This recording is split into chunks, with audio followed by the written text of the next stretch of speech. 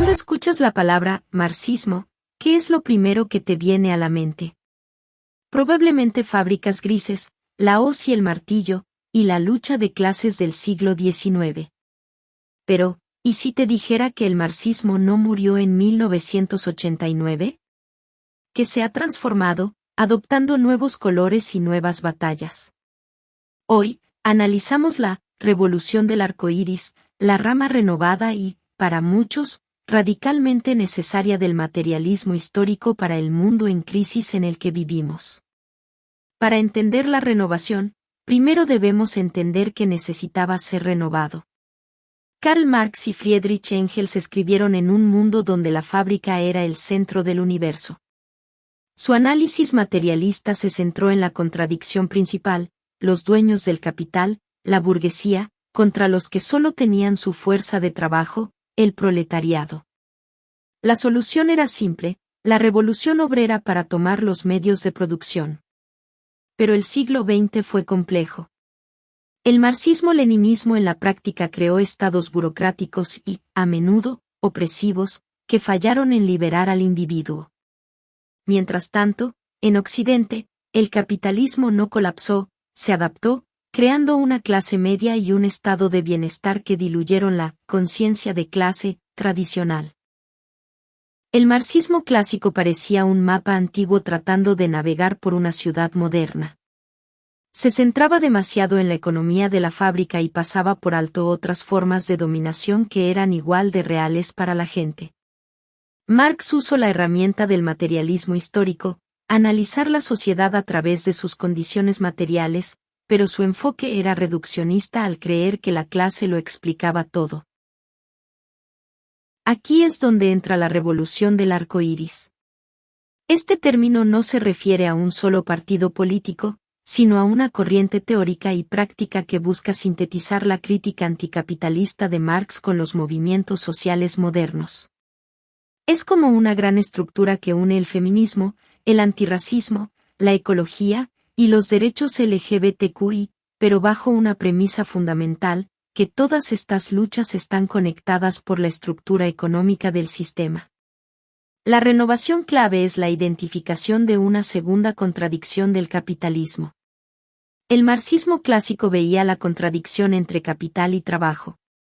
El marxismo ecológico, una rama clave del arco iris, añade la contradicción entre el capital y las condiciones de producción, es decir, la naturaleza misma y el cuerpo humano.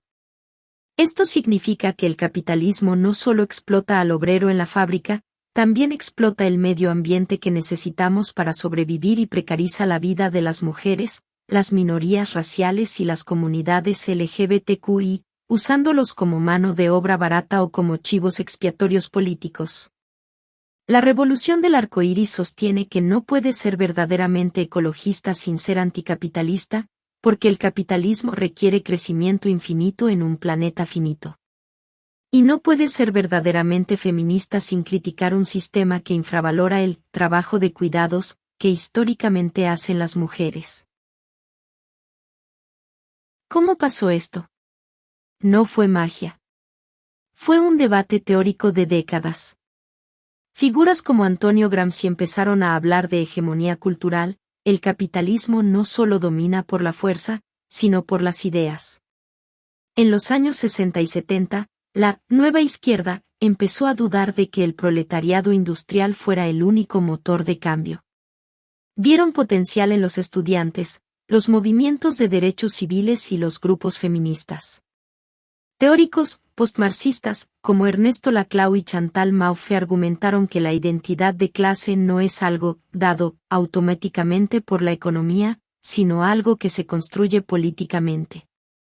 Ellos propusieron una estrategia socialista, unir múltiples demandas populares, del arco iris, contra el sistema dominante, el establishment. Esto causó una ruptura enorme con el marxismo ortodoxo. Los ortodoxos acusaron a la nueva izquierda de abandonar la lucha económica por la política de identidad. Hoy en día, la revolución del arco iris tiene su cara más urgente en el ecosocialismo. El ecosocialismo dice que la única forma de salvar el planeta es cambiar el sistema económico que requiere extraer y consumir cada vez más.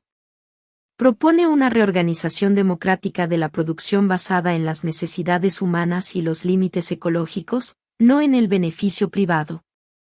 La revolución del arco iris es, por tanto, el intento más sofisticado de nuestro tiempo de actualizar a Marx.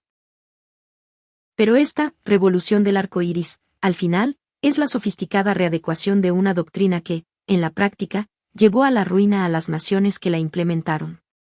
Es una ideología cuya simbología y práctica han sido, por buena razón, prohibidas en distintos países debido a su historial de autoritarismo y colapso económico.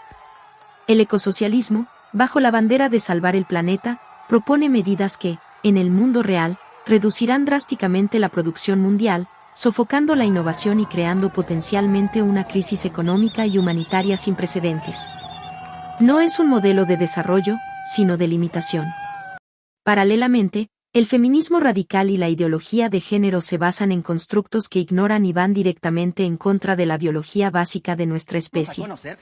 Sus políticas podrían precipitar una gran crisis demográfica al acelerar la caída de las tasas de natalidad, logrando finalmente el objetivo gramsciano de desarticular la familia tradicional como la unidad fundamental de la sociedad.